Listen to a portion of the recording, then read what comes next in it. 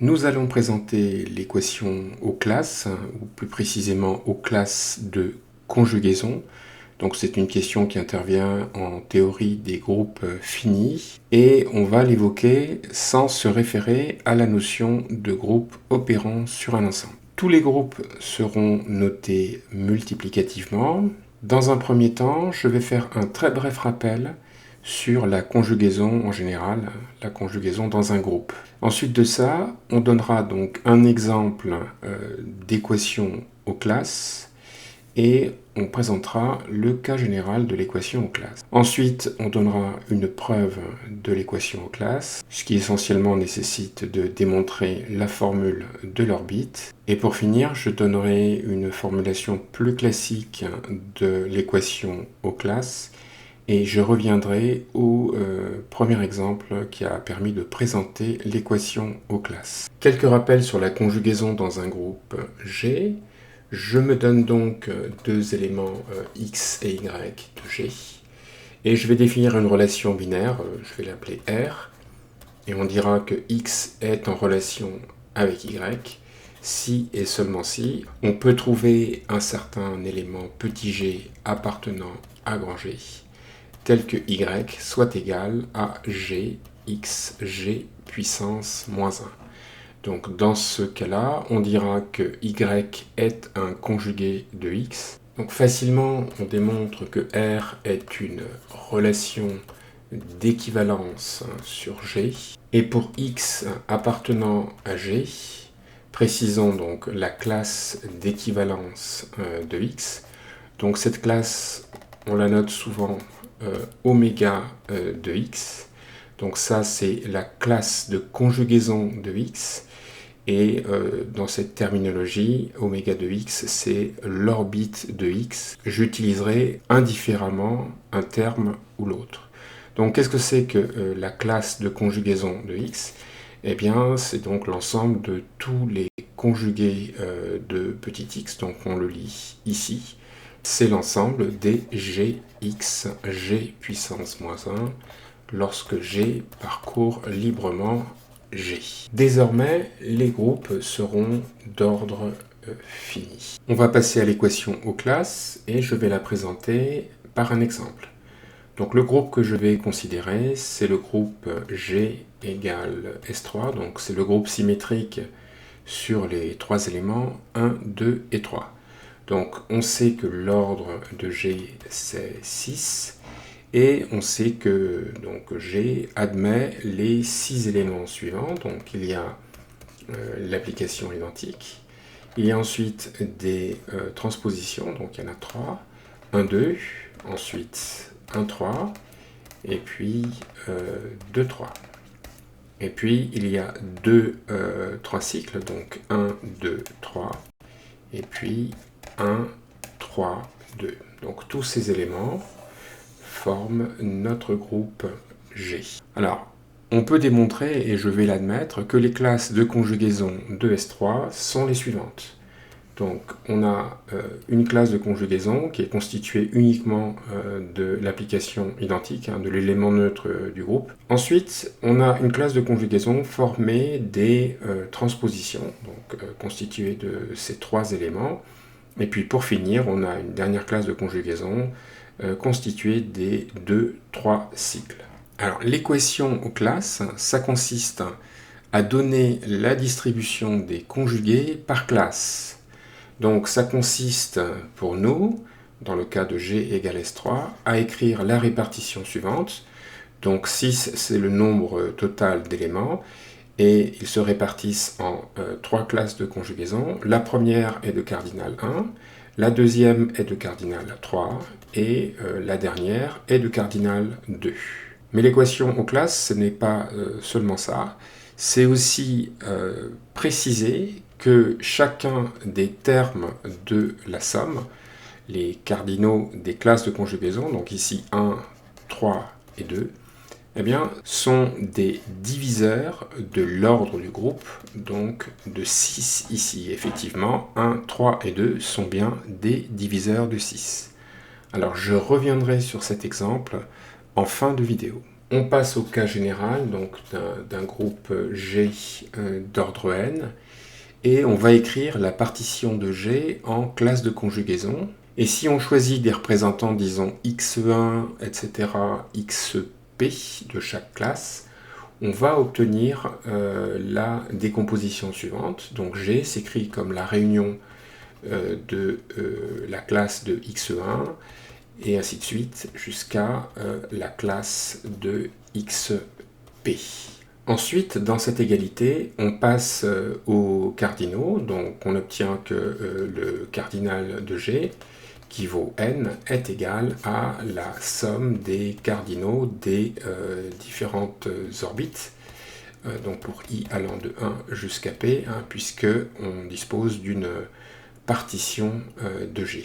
Donc ce que je viens d'écrire là, c'est la base de l'équation aux classes, c'est cette somme qui est égale au nombre d'éléments du groupe, mais il faut compléter cela par la propriété fondamentale que le cardinal de chaque orbite, donc c'est-à-dire le cardinal de oméga de xi, eh bien, divise l'ordre du groupe.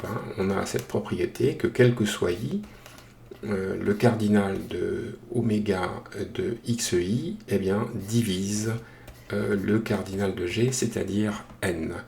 Et divise comment? Eh bien, de la manière suivante, c'est que le cardinal de chaque classe de conjugaison, eh bien, en fait, c'est le quotient de l'ordre de g par l'ordre d'un certain sous-groupe. Ici, c'est donc un groupe que je vais appeler C indice XI. Donc si A appartient à G, qu'est-ce que c'est que le groupe dont je viens de parler, donc C indice A? Eh bien, c'est formé de tous les éléments petit g de grand G, tels que les produits AG et GA soient égaux. Autrement dit, c'est formé de tous les éléments du groupe G qui commutent avec A. Et c'est pour ça que cette partie s'appelle le commutant de petit a. Alors facilement, on peut démontrer que le commutant de A, eh bien, c'est un sous-groupe de G. Et ça nous montre le fait que ce soit un sous-groupe. D'après le théorème de Lagrange, eh bien, ça montre que le quotient qu'on a écrit ici est bien un entier. Donc on va passer à la preuve de l'équation aux classes. Ça nécessite d'utiliser la notion de classe à gauche, et donc je vais faire un rappel à ce sujet. Soit H un sous-groupe de G, et soit petit g un élément fixé de grand G. Ce qu'on appelle la classe à gauche de petit g modulo H, donc c'est un ensemble, une partie de G qu'on écrit sous la forme suivante, GH en notation multiplicative, et c'est tout simplement l'ensemble de tous les produits G petit h lorsque petit h parcourt grand H. Donc ça, c'est ce qu'on appelle la classe à gauche de petit g modulo le sous-groupe H. Alors facilement, si G est d'ordre fini, ce qui est le cas qui nous intéresse, eh bien, on peut démontrer que l'ordre d'une classe à gauche, modulo H, eh bien, c'est pareil que l'ordre de H. L'ingrédient essentiel de l'équation aux classes, c'est la formule de l'orbite. Donc c'est ça qu'on va démontrer maintenant. Donc je vais me donner un élément petit a de grand G, et la formule de l'orbite, elle dit que le cardinal de la classe de conjugaison de A, c'est le quotient de l'ordre de G par l'ordre d'un certain sous-groupe C indice A. Donc C indice A, c'est l'ensemble des éléments petit g de grand G qui commutent avec A, donc tel que GA soit égal à AG, et on avait vu que ça s'appelait le commutant de A. Donc pour cela, on va considérer la classe de conjugaison de A. On va supposer qu'elle contient m éléments que je vais appeler A1, etc., AM. Et on sait évidemment que la classe de A contient petit a, Donc je vais convenir que l'élément A1 c'est l'élément petit a.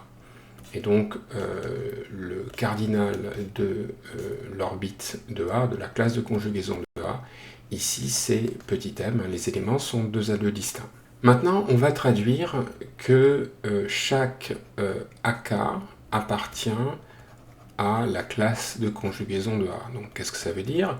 Ça veut dire que AK est un conjugué de petit a, donc ça veut dire qu'il existe un certain GK appartenant à G, tel que le conjugué donc GK à GK puissance moins 1 soit égal à AK.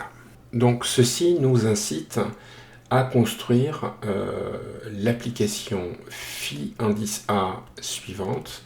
Donc elle va de G dans l'orbite de A et à un petit g, elle associe donc le conjugué G à G puissance moins 1. Donc pour faire plus simple, je vais noter plutôt phi cette application. Et avec les éléments GK qu'on vient de définir, eh bien, on a phi de GK qui est égal à AK. Je vais faire un petit dessin qui illustre la situation. Donc ici, on a le groupe G. Ici, on a la classe de conjugaison de A. Et puis, donc, je vais avoir l'application phi qui est ici. Dans la classe de conjugaison, donc j'ai l'élément A1, puis j'ai l'élément A2, et ainsi de suite jusqu'à l'élément CAM. Et puis on vient de voir que G1 avait pour image, donc par phi, A1, de même G2 avait pour image par phi, eh bien A2, et puis de même GM a pour image par phi AM. Maintenant, on va aller un petit peu plus loin. Au lieu de considérer un antécédent particulier de AK, on va considérer tous les antécédents de AK. Donc par exemple, A1, il a peut-être d'autres antécédents. Je suis en train d'en dessiner 2 ici. Et donc, disons que là, je vais avoir tous les antécédents par phi de A1. Et cet ensemble d'antécédents, je vais l'appeler C1. Et puis, de la même façon, je vais considérer tous les antécédents de A2. Et ils vont former un ensemble, un sous-ensemble de G que je vais appeler C2. Et ainsi de suite, jusqu'à donc AM, dont les antécédents forment un ensemble que je vais appeler CM. Donc précisons tout cela, soit K un indice entre 1 et M, donc on vient de définir CK comme étant l'ensemble des antécédents de AK, donc c'est l'image réciproque par phi du singleton AK. Donc ça, c'est constitué de tous les antécédents de AK, donc c'est l'ensemble des éléments petit g de grand G, tels que phi de G, donc G à G-1, soit égal à AK. Et ce qu'il faut retenir, c'est que G appartient à C indice K, si et seulement si phi de G est égal à AK. Donc j'affirme que G est réunion disjointe des CK pour K compris entre 1 et M. Donc ce résultat est immédiat si on connaît la notion de relation d'équivalence associée à une application. Donc ici c'est l'application phi. Mais pour limiter les prérequis, je vais directement démontrer ce résultat. Toutefois, je mettrai en description un lien où cette notion de relation d'équivalence associée à une application, donc où cette notion est développée. Bien, donc démontrons le résultat. Donc il y a 2 choses à démontrer, l'égalité et puis le fait que la réunion est disjointe. Alors concernant l'égalité, il y a une inclusion qui est acquise, c'est celle-ci. Et donc on va démontrer cette inclusion. Donc pour ça, je pars d'un élément petit g de grand G et tout simplement je vais calculer phi de G. Donc phi de G c'est G à G puissance moins 1. Et donc par construction, ça appartient à la classe de conjugaison de A. Et la classe de conjugaison de A, elle est formée de A1, etc. Jusqu'à AM. Donc, par définition, eh bien, il existe un certain indice K entre 1 et M, tel que phi de G soit égal à A indice K. Et ça, qu'est-ce que ça nous prouve? Eh bien, comme on l'avait indiqué précédemment, ça veut exactement dire que G appartient à CK, et ça prouve bien l'inclusion. Maintenant, prouvons que la réunion est disjointe.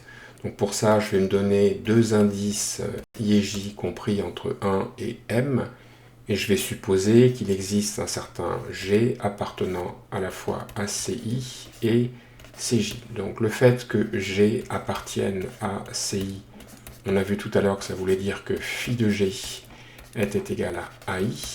Et puis de même, si G appartient à CJ, ça veut dire que phi de G est égal à AJ.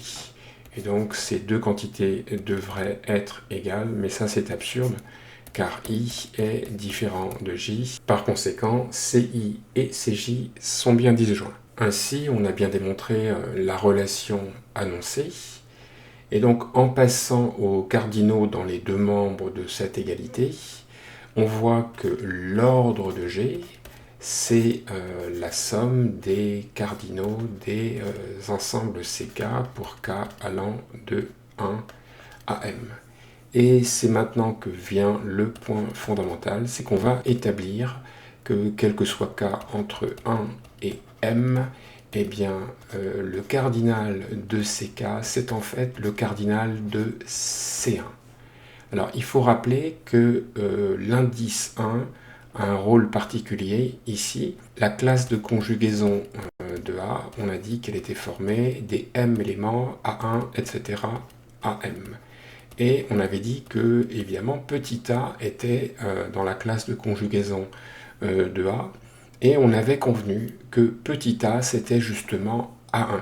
Nous allons donc démontrer le résultat annoncé, et avant cela, on va préciser ce qu'est C1. Donc C1, par définition, c'est l'ensemble des antécédents de A1, donc c'est l'ensemble des éléments petit g de grand G, tels que G à G puissance moins 1 soit égal à A1. Mais on a dit que A1 était égal à A, et quand on lit G à G moins 1 est égal à A, eh bien c'est pareil que GA est égal à AG en multipliant par G par la droite de chaque côté. Donc il apparaît que C1, c'est l'ensemble des éléments petit g de grand G, tels que GA est égal à AG. Et donc ça, on reconnaît que c'est le commutant de A, c'est-à-dire que c'est l'ensemble des éléments de G qui commutent avec petit a. Donc pour simplifier les notations, je vais appeler CA, je vais aussi l'appeler H. Comme ça a été précisé tout à l'heure, H est un sous-groupe de G. On va en avoir besoin ultérieurement, c'est facile à vérifier, il suffit juste de reprendre les axiomes de ce groupe et de les vérifier donc un par un. Maintenant, on va se donner un élément petit g de grand G et on va caractériser son appartenance à CK. Donc, par définition, ça veut exactement dire que phi de G est égal à AK. Et si je remplace à gauche, eh bien ça fait G à G puissance moins 1. Alors AK, on avait vu que c'était l'image par phi de GK. Donc ça nous fait GK à GK puissance moins 1 que je vais reporter ici. Donc ça fait GK à GK puissance moins 1. Et maintenant, on va transformer l'égalité de manière équivalente pour isoler petit a dans le membre de droite. Donc facilement, en multipliant de chaque côté et par la gauche par l'inverse de GK, on obtient donc GK puissance moins 1 que multiplie G, que multiplie A, que multiplie G puissance moins 1. Et on multiplie maintenant de chaque côté par la droite par GK, et on obtient ceci. Donc il apparaît que si j'appelle petit h cet élément, donc on a petit h qui est égal à gk puissance moins 1 multiplié par g, eh bien il apparaît que l'inverse de h, donc j'applique la règle d'inversion d'un produit, c'est le produit des inverses mais écrit dans l'ordre inverse, ça fait g puissance moins 1 que multiplie gk. Et donc je vois ici que j'ai h puissance moins 1.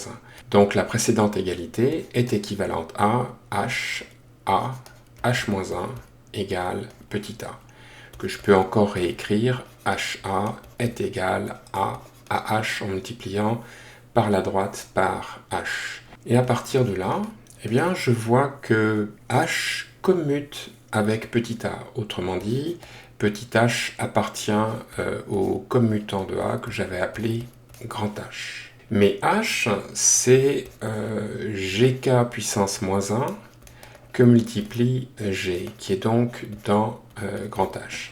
Et c'est maintenant que va apparaître une classe à gauche.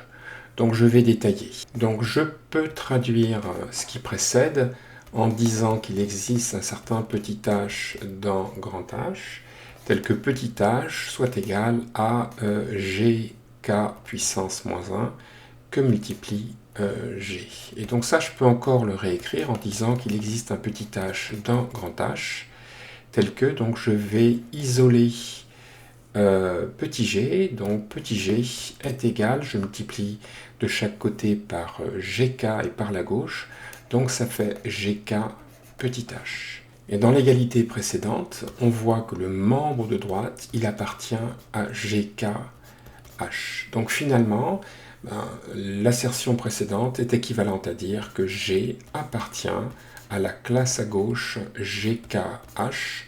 Donc finalement, si on récapitule la chaîne d'équivalence, on vient d'établir que G appartient à CK si et seulement si G appartient à la classe à gauche de GK modulo H.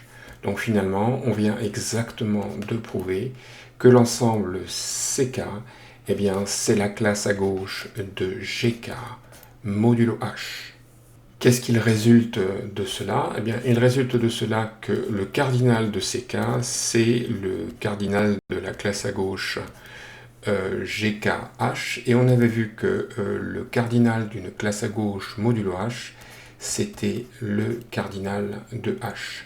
Donc c'est bien ce qu'on avait annoncé, le cardinal de chaque partie CK est égal au cardinal de C1. On va être en mesure de conclure. On avait vu que l'ordre de G était la somme des cardinaux des CK, donc pour K allant de 1 à M. À l'instant même, on vient d'établir que le cardinal de CK, c'est l'ordre de H. Et comme l'ordre de H ne dépend pas de K, eh bien, c'est que la somme vaut M multiplié par l'ordre de H. Donc on déduit de tout cela que M est égal à l'ordre de G divisé par l'ordre de H, mais on avait vu que H était égal au commutant de A, donc petit m est égal au quotient de l'ordre de G par l'ordre du commutant, et effectivement M c'est bien le nombre de conjugués de petit a. Donc on a bien établi la formule de l'orbite. On est en mesure de conclure la preuve de l'équation classe. On avait déjà signalé que G est réunion disjointe des différentes orbites, les oméga de xi, pour i allant de 1 jusqu'à p. Et on avait signalé également que si on passe aux cardinaux, eh bien on voit que donc, le cardinal de G va être la somme des cardinaux des différentes orbites, les oméga de xi pour i allant de 1 jusqu'à p. Alors on a montré à l'instant avec la formule de l'orbite que le cardinal de l'orbite de xi, c'est l'ordre de G divisé par l'ordre du commutant de xi, et par conséquent ça veut dire que l'ordre de G est égal au cardinal de l'orbite de xi multiplié par l'ordre du commutant de xi. Et avec cette égalité, on voit bien que le cardinal de l'orbite est un diviseur de l'ordre du groupe. Et c'est ce qu'on avait annoncé au départ en parlant de l'équation aux classes. Maintenant, je vais donner une reformulation plus classique de l'équation aux classes. Donc pour ça, on repart de la partition de G en classe de conjugaison, mais on va la réécrire en isolant ce qu'on appelle les classes singulières. C'est-à-dire ce sont les classes qui ne contiennent qu'un seul élément. Soit petit x, un élément de G. Donc qu'est-ce que ça veut dire que la classe de conjugaison de x est singulière? Ça veut dire qu'elle est réduite à x, puisque la classe de conjugaison de x, elle contient au minimum x. Et donc, à quoi c'est équivalent? Eh bien, ça veut dire que chaque fois que je prends un conjugué de petit x, donc quel que soit petit g dans grand G, quand je fais gx, g-1, eh bien, je vais tomber sur x. Donc ça, je peux encore le reformuler de la manière suivante. Quel que soit petit g dans grand G, eh bien, j'ai gx qui est égal à xg. Je vois donc que x commute avec tout élément de G. Donc ça nous suggère d'introduire l'ensemble suivant.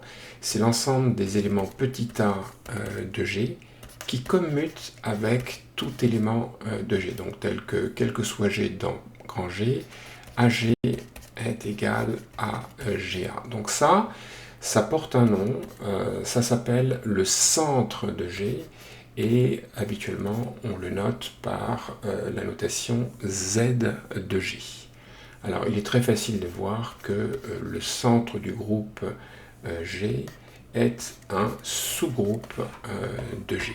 Et donc, d'après ce qui précède, eh bien, on a démontré que la classe de X est singulière si et seulement si X appartient au centre de G. Bien, maintenant, reformulons l'équation aux classes. Donc là, on a G, et donc G contient un certain nombre de classes singulières. Donc on va dire qu'il y en a grand N, donc ici je vais avoir x1, ici je vais avoir x2, et ainsi de suite, jusqu'à xn. Donc là, j'ai donc des classes singulières de cardinal 1, et au total, eh bien, il y en a grand N. Et d'après l'équivalence qui est ici, en fait, grand N, eh bien, c'est l'ordre du centre de G. Et puis, j'ai d'autres classes, donc je vais prendre des représentants, disons, y1, etc., jusqu'à, disons, y indice q. Donc, ce sont des classes qui ne sont pas singulières, donc chaque classe contient au moins deux éléments.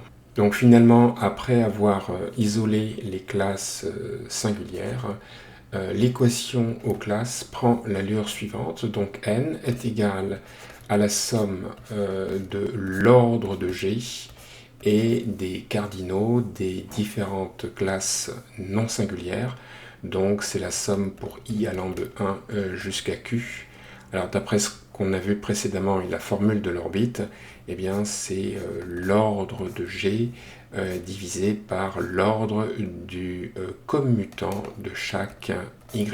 Et ça, c'est la version classique de l'équation aux classes. Alors on peut se poser la question de ce que devient l'équation aux classes si le groupe G est abélien. Donc si le groupe G est abélien, à ce moment-là, quel que soit petit x dans G, la classe de conjugaison de x, eh bien c'est une classe singulière, tout simplement parce que le centre d'un groupe abélien, c'est le groupe lui-même. Donc que devient l'équation aux classes? Eh bien elle devient tout simplement l'ordre de G est égal à l'ordre du centre de G. Il n'y a pas de classe qui ne soit pas singulière. On revient maintenant à l'exemple qui a permis d'introduire l'équation classe. C'était avec le groupe G, le groupe symétrique sur trois éléments. Donc en fait, ça va plutôt se résumer à l'utilisation de la formule de l'orbite. Donc si je prends petit g un élément de g, on a vu d'après donc la formule de l'orbite que le cardinal d'une classe de conjugaison, c'est l'ordre de g divisé par l'ordre du commutant de g. Donc ici, l'ordre de g, c'est 6, donc divisé par l'ordre du commutant de g. Alors, il y a deux cas en ce qui nous concerne. Il y a le cas où g est une transposition, disons, AB. Donc, à ce moment-là, on avait vu que le cardinal d'une classe de conjugaison d'une transposition, eh bien, il y avait trois transpositions qui étaient toutes conjuguées, et c'est donc égal à 6 divisé par l'ordre du commutant de g. Donc j'en déduis que l'ordre du commutant de g, eh bien, c'est 6 divisé par 3 égale 2. Alors ça nous permet de donner la liste des éléments, des deux éléments, car le commutant de g eh bien, contient toujours g, puisque g commute avec lui-même. Par conséquent, on en déduit que le commutant de g contient donc g, c'est-à-dire la transposition AB, et contient évidemment l'application identique. Et puis, c'est analogue si on considère le cas où G est le 3 cycles, enfin est un 3 cycles ABC.